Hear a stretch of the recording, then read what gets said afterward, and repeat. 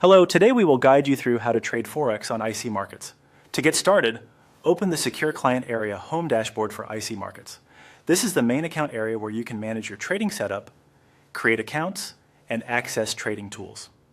Once the dashboard loads, look to the left-hand navigation menu and click on Accounts.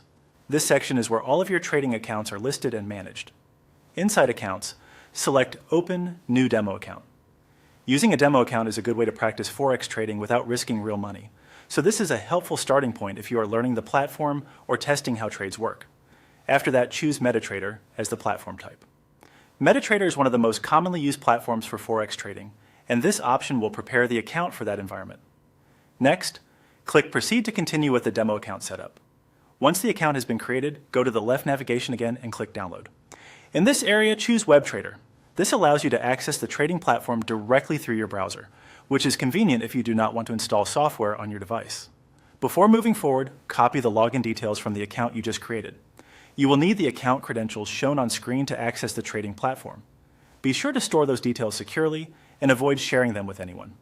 If a password is shown or partially hidden, use the one provided in your account setup area, but keep it private. After logging into WebTrader, go to the search area at the top right and search for Forex.